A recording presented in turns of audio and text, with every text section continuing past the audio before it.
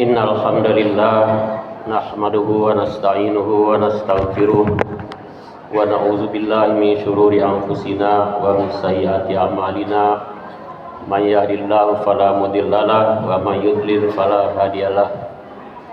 Asyhadu an la ilaha illallah wahdahu la syarikalah wa asyhadu anna Muhammadan abduhu wa rasuluhu la nabiyya ba'da.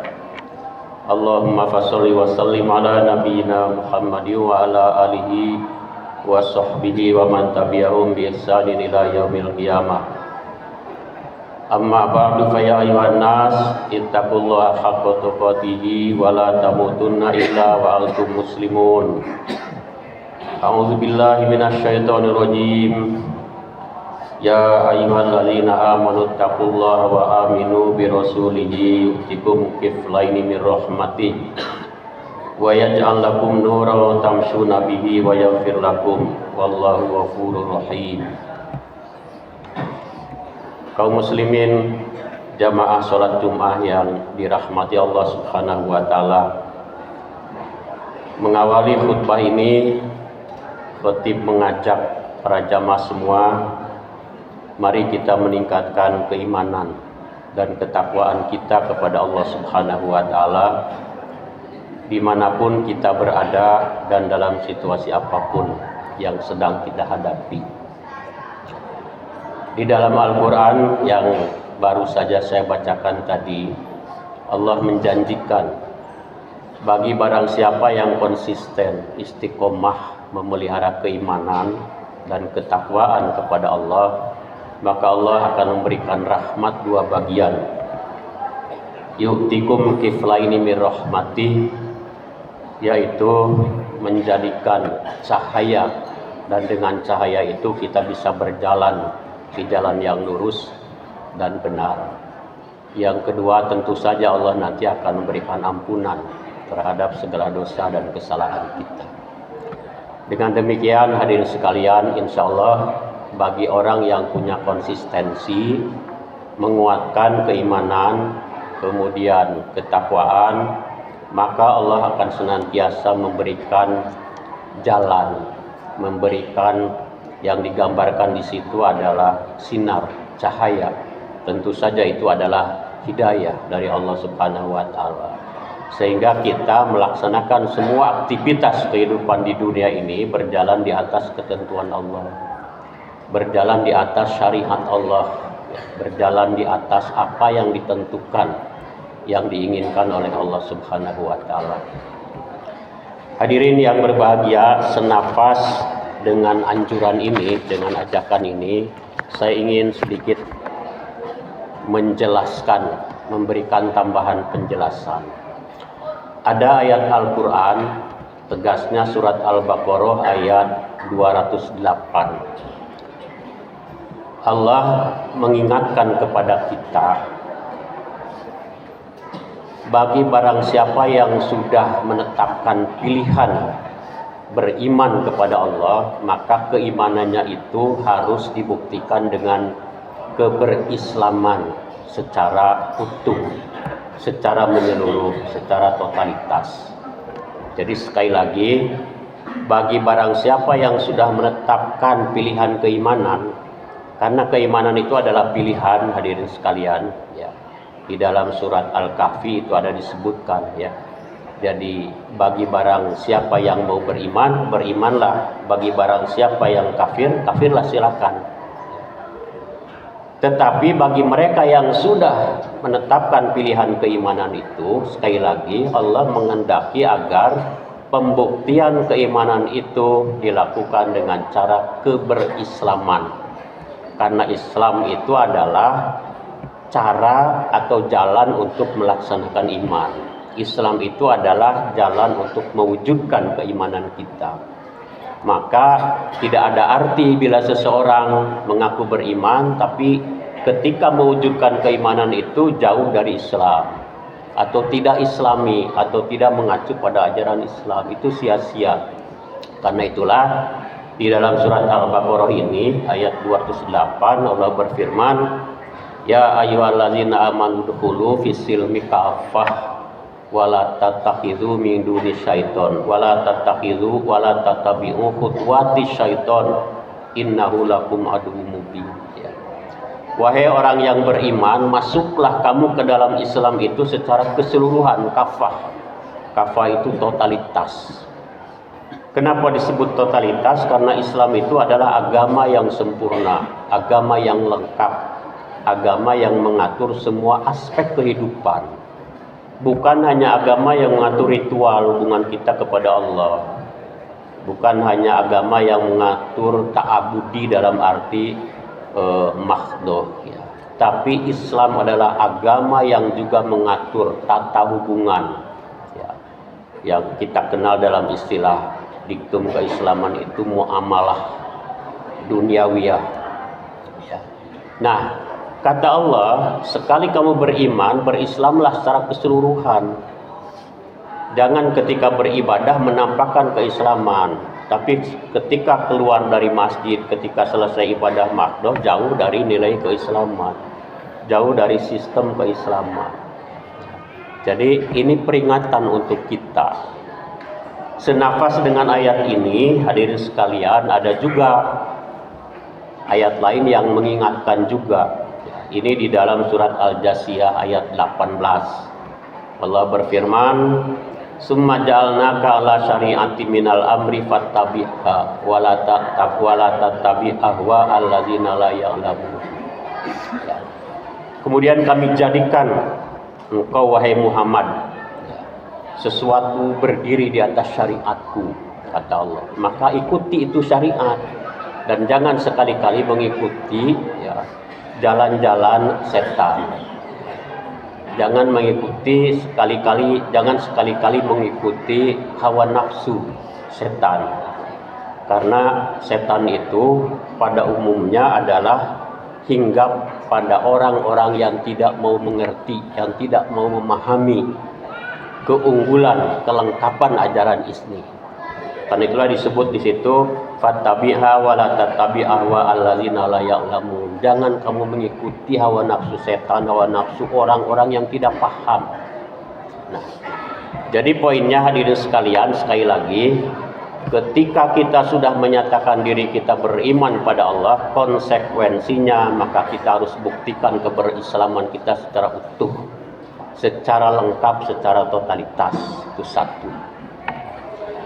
Hadirin sekalian, fenomena hari ini, sebelum itu saya ingin ingatkan, ayat ini menurut banyak para mufasir, ahli tafsir, itu asbabun nuzulnya ketika ada seorang Yahudi, tokoh Yahudi, rahib Yahudi, dulu masuk Islam. Namanya Abdullah bin Salam. Kelak ini nanti akan menjadi sahabat Rasul ya. Nah, waktu itu dia menyatakan keislaman, berbaiat di hadapan Rasul. Tapi setelah dia berislam, dia masih berpegang teguh kepada sebagian ajaran Taurat. Di antaranya dia mengagung-agungkan hari Sabtu, hari Sabat. Kemudian dia mengharamkan makan daging dan mengharamkan minum susu unta. Ya. Jadi di satu sisi dia Islam, dia beriman, tapi di sisi lain dia masih melaksanakan, bahkan mengagungkan sebahagian saja daripada ajaran Taurat. Nah, maka turunlah ayat ini. Jadi ketika kamu sudah beriman, berislamlah secara utuh dan tidak boleh lagi melaksanakan ajaran-ajaran lain, ajaran agama lain di luar agama Islam. Nah, gitu.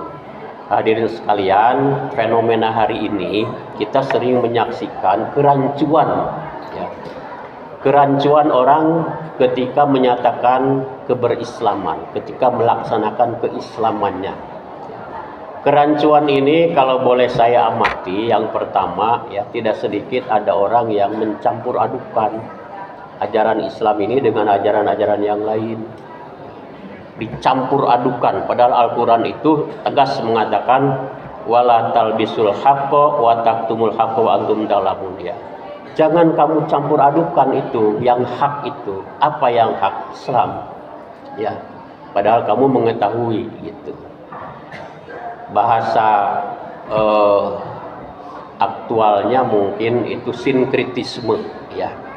Jadi betapa banyak hari ini ya sinkritisme, pencampur adukan ajaran Islam dengan ajaran-ajaran yang lain, dengan keyakinan-keyakinan yang lain. Saya melihat pertama ini mungkin pengaruh dari pola pemikiran Barat. Kata para pakar, ini pengaruh dari pandangan modernisme.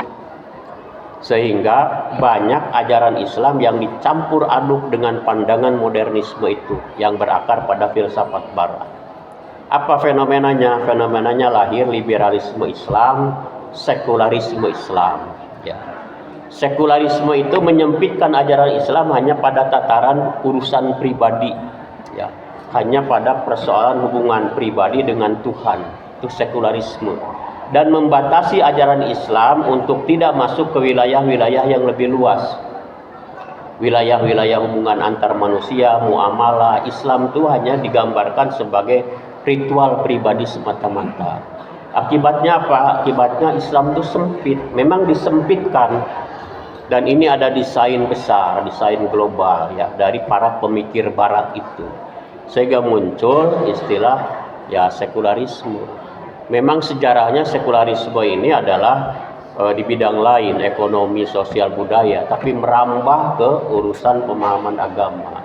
Dan hari ini hadirin sekalian luar biasa pengaruhnya di tengah-tengah kehidupan kita di Indonesia ini. Yang kedua liberalisme, ya bahkan liberalisme ini sampai memunculkan istilah Islam liberal, ya. Islam yang bersandar pada pandangan liberalisme Barat, yaitu kebebasan. Ya. Apa kebebasan? Kebebasan memahami ya, ajaran Islam ini tidak berdasarkan kaidah pemahaman yang benar.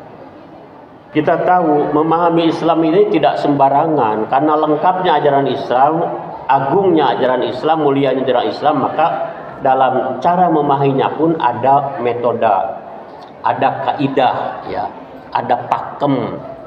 Nah, bagi yang menganut liberalisme tidak demikian. Sampai-sampai orang ya dibebaskan untuk memahami menafsirkan Al-Quran walaupun dia tidak punya ya kompetensi sama sekali untuk bisa memahami Quran itu. Nah, ujung-ujungnya apa? Ujung-ujungnya terjadi percampur adukan ya. Jadi ketika pandangan kebebasan Barat itu masuk, maka banyak orang liberal Islam itu yang membenarkan dan celakanya berhujah dari dalil Al-Quran berdasarkan pemahaman dia.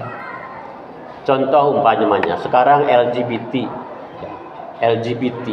itu kan hubungan antar sesama jenis, laki-laki dengan laki-laki, perempuan dengan perempuan, bahkan ada yang dengan laki-laki jalan, dengan perempuan juga jalan ya.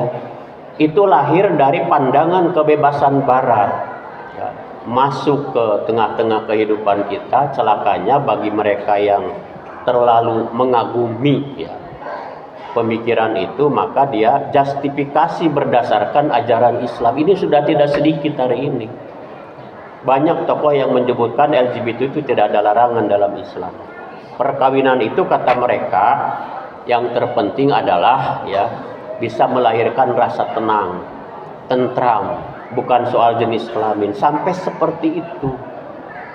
Padahal sudah qot'i di dalam Islam bahwa perkawinan itu mesti berlangsung dari dua jenis yang berbeda. Banyak contoh hadirin sekalian soal waris.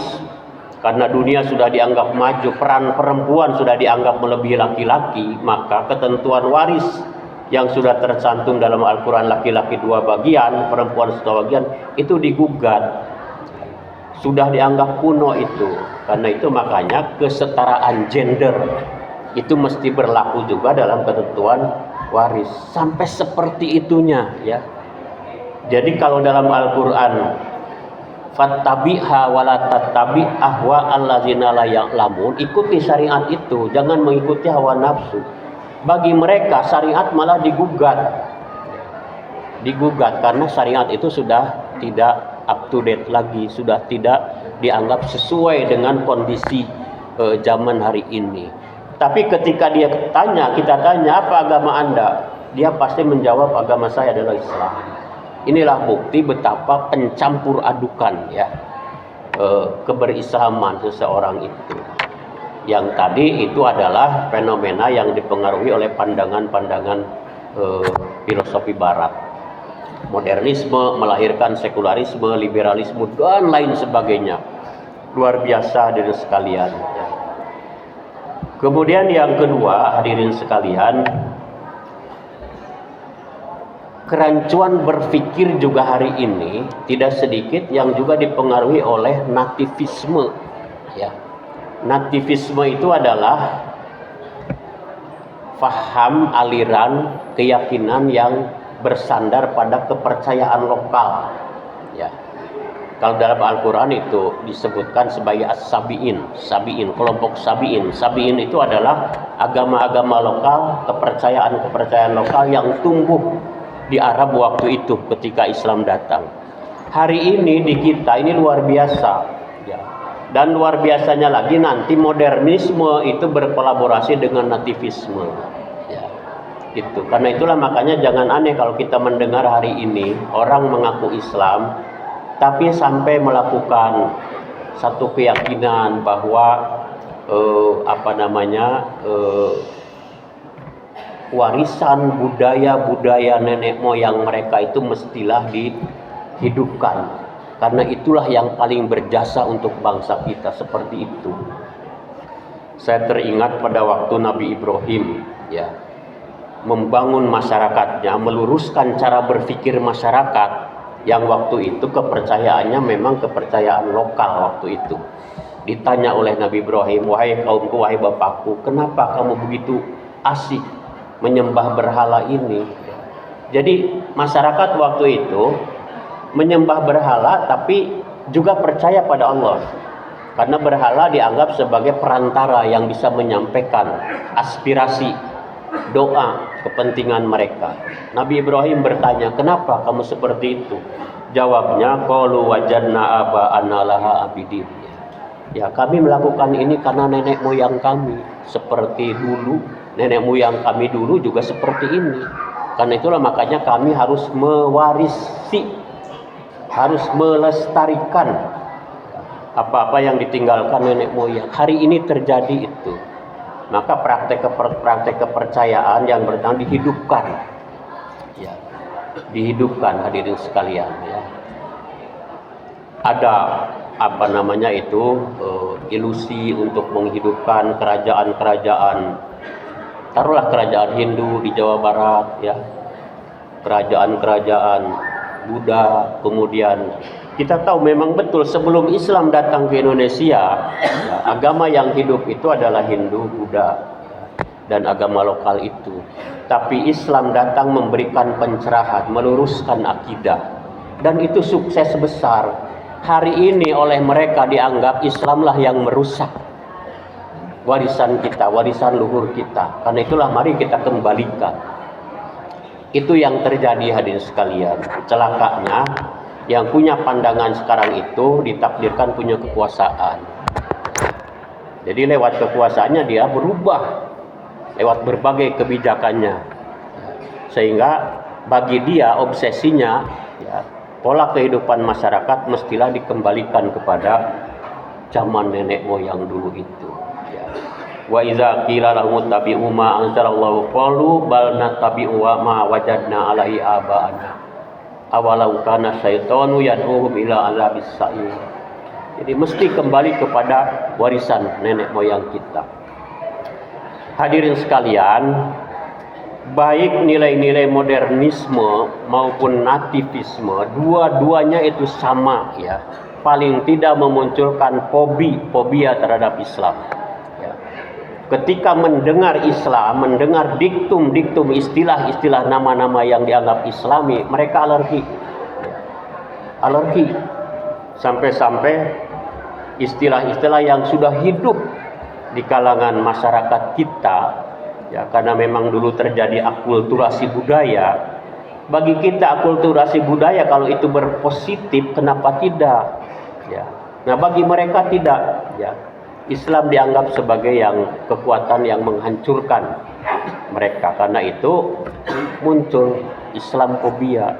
Islamfobia itu dia Islam, agamanya Islam, tapi ketika mendengar ya Islam dia itu alergi, dia itu tidak senang, bahkan permusuhan. Sudah banyak yang dilakukan hari ini hari sekalian. Istilah-istilah saja, al-ihsan sudah diganti dengan ulas asih. Nanti yang lain-lain banyak lagi. Padahal al-ihsan itu diambil daripada istilah Al-Quran ya. Itu istilah yang diabadikan di dalam Asmaul Husna oleh Allah Subhanahu wa taala. Dengan berbagai dalih dipaksakan untuk. Setelah itu bukan hanya itu saja, nanti apapun yang berbau Islam itu, walaupun dengan dalih, dengan argumen dicari-cari pembenarannya, tentu saja bagi mereka yang tidak paham terhadap basic keislaman itu akan, wah ini betul, harus seperti ini. Nah, hadirin sekalian, seperti itulah ya fenomena hari ini keberagamaan kita. Tentu saja tidak semua, ya, tidak semua, tapi kalaupun boleh dikatakan ya ini sudah perkembangannya luar biasa. Karena itu saya lewat khutbah Jumat hari ini mengingatkan, mari kita pelihara keimanan ini secara murni, ya. Jangan keimanan itu dipecah, jangan keimanan itu dijadikan bahan adonan, ya. Apalagi sudah masuk pada wilayah keislaman, ya. Ingat kita pesan Allah tadi itu, ya, udkhulu fis-silmi kafah wala tattabi'u khutuwatis syaiton. Diperkuat dalam ayat yang kedua tadi itu, summa jalnaka ala syari'ati minal amri fattabi'ha wala tattabi' ahwa allazina la ya'lamun. Jadi bisa jadi orang yang begitu gencar memaksakan pandangannya yang banyak dipengaruhi oleh pandangan modernisme dan nativisme itu, inilah yang disinyalir oleh Al-Quran, wala tattabi ahwa allazina la ya'lamun, ya. Orang yang mengikuti hawa nafsu sebetulnya, karena tidak punya basic sebetulnya, tidak punya pemahaman yang benar. Karena itulah makanya kalaupun terjadi dialog atau diskusi atau perdebatan, seringkali mereka itu loncat-loncat, tidak konsisten. Sekali lagi hadirin sekalian, saya ingin mengingatkan, karena memang tantangannya seperti itu yang kita hadapi, mari kita perkuat untuk diri kita, keluarga kita, anak cucu kita, masyarakat kita semua. Insya Allah dengan demikian, ini ada jaminan dari Allah. Jaminannya, allazina amanu walam yalbisu imanahum bizulmin ulaika lahumul amnu wa hum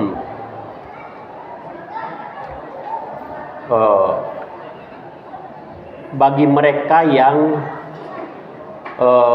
memelihara keimanannya, allazina amanu walam yalbisu, dan tidak mencampur adukan keimanan itu, walam yalbisu imanahum bizulmin, ya, dengan kezaliman. Kezaliman itu pandangan-pandangan yang keluar daripada ajaran Islam yang benar tadi itu. Ulaika lahumul amnu wa hum la ya'lamun. Jadi mereka nanti akan diberikan jaminan keamanan, ya. Mereka akan diberikan jaminan kehidupan yang baik, ya, baik di dunia maupun di akhirat. Itu sudah jaminan Allah, hadirin sekalian. Kita harus yakin sebagai mukmin, ya. Jadi sekali lagi, sepanjang kita berpegang teguh pada keimanan yang murni dan tidak mencampur adukan keimanan itu, Allah nanti akan menjamin keamanan kepada kita, dan kita akan mendapatkan hidayah selamanya. Gitu. Kita buktikan hari ini, hadirin sekalian, dunia mau dibawa kemana? Kehidupan dunia hari ini. Kita lihat Amerika seperti itu, muncul pemimpin seperti Trump. Apakah itu menjamin keamanan dunia? Tidak. Yang lain-lain juga sama seperti itu, apalagi di Israel, ya. Amerika lihat begitu kukuh, begitu totalitas mendukung Israel yang notabene kezolimannya sudah di luar batas. Saudara-saudara kita di Gaza sudah tidak dianggap lagi manusia, hadirin sekalian. Mau dibawa kemana dunia ini? Ya. Jadi tata kelola dunia karena sudah terlalu jauh, ya, dan itu diberlakukan di atas kezoliman, maka dunia ini tidak akan memberikan kenyamanan untuk hidup kita hari ini.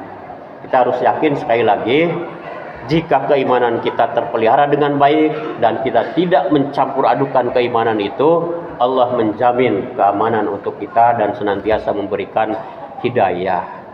Yang digambarkan di dalam ayat tadi itu sebagai cahaya. Dengan cahaya kita bisa berjalan di atas dunia ini secara jalan yang benar, yang lurus. Itu harapan kita hadirin sekalian. Mudah-mudahan apa yang disampaikan oleh khotib hari ini, ya, ini bukan dari perkataan saya sendiri, tapi saya ambilkan dari pesan-pesan Al-Quran yang sudah jelas seperti tadi disampaikan itu. Mudah-mudahan Allah senantiasa memberikan hidayah, memberikan cahaya kepada kita, sehingga kita bisa berjalan di atas Shiratal Mustaqim, jalan yang lurus dan terjauh dari gangguan setan yang terkutuk. Barakallahu li wa lakum fil Qur'anil azim wa nafa'ani wa iyyakum bima fihi minal ayati wa dzikril hakim wa taqabbala minni wa minkum tilawatahu innahu huwas samiul alim.